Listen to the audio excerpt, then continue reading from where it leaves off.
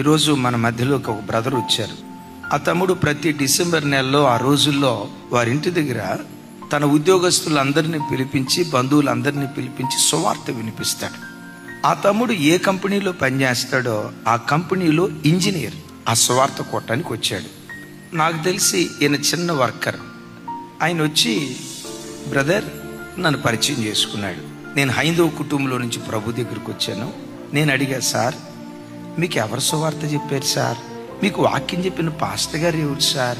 ఏ సువార్త కోటానికి వెళ్ళి ఏ చర్చికి వెళ్ళి మీరు వాక్యం విన్నారు సార్ అని అంటే, ఆయన నవ్వుతా, మా దగ్గర పనిచేసే మీ నాగరాజు గారు ఉన్నాడే, ఆయన ప్రవర్తనే ఒక సువార్త అండి, ఆయన ప్రవర్తనను చూసి నేను ప్రభు తట్టు తిరిగానండి అన్నాడు.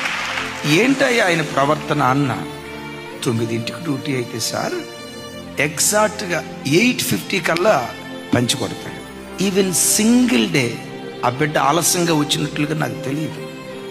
పనికి వచ్చాడంటే వంచిన నడుము లేవడండే, గొడ్డు చాకిరి చేస్తాడండి. ఈ నాగరాజును 7 సంవత్సరాలు బట్టి చూస్తున్నా. నమ్మకమైన పనివాడు, కష్టజీవి, డిసిప్లైన్కి మారుపేరు. పోకిరి మాటలు మాట్లాడినట్లు కానీ, వెకిలి మాటలు మాట్లాడినట్లుగా కానీ నా 7 సంవత్సరాల సర్వీసులో ఒక్క రోజు కూడా నేను చూడలేదు సార్. నేను గమనిస్తా ఉన్నా, ఈ బిడ్డ ఇంత నమ్మకంగా పనిచేయటానికి కారణం ఏంటి? ఒకరోజు అడిగితే ఆయన ఏమన్నాడు తెలుసా? నా ప్రత్యేకతకు కారణం నేను ఆరాధించే దేవుడు ప్రత్యేకమైన వాడంటే, ఈ క్రమశిక్షణ ఏదైనా నాలో ఉందంటే నా దేవుడు నాకు నేర్పింది సార్. ఆయన అనుకున్నాడంట, దేవుణ్ణి నమ్ముకున్న బిడ్డలే ఇంత క్రమశిక్షణతో ఉంటే వీళ్ళు ఆరాధించే దేవుడు ఇంకెంత క్రమమైన వాడు కదానని ఆ రోజు నుండి బైబిల్ చదవటం ప్రారంభించాడట. వెంకటేశ్వరరావు కాస్త క్రీస్తుదాసుడైపోయాడు. దానియేలు బబులోను దేశంలో ప్రధానిగా ఉండటానికి కారణం పనిలో నమ్మకత్వం కాదా?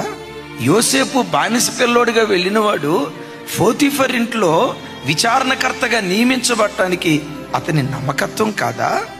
గేటు వాచ్మెన్గా ఉన్న మొర్దెకై దేశానికి ప్రధానిగా మార్చబడ్డాడంటే దానికి కారణం పనిలో ఎంత నమ్మకంగా బ్రతికారో మీరు ఎరుగుదురు కదా. నమ్మకమైన వానికి దీవెనలు మెండుగా కలుగుతాయి. బిడ్లారా, మీరు ఎక్కడ పని చేస్తున్నారు? ఊడ్చే పైన, కడిగే పైన, బాసాలను తవ్వే పైన, సూపర్వైజర్ పైన, ఇంజనీర్ పైన, కలెక్టర్ పైన, డాక్టర్ పైన, పని ఏదైనా. బట్ ఒకటి గుర్తుంచుకోండి, మీరు పని చేసే పని స్థలాలలో మీరు క్రీస్తుకు రాయబారులు. We are ambassadors for Jesus Christ.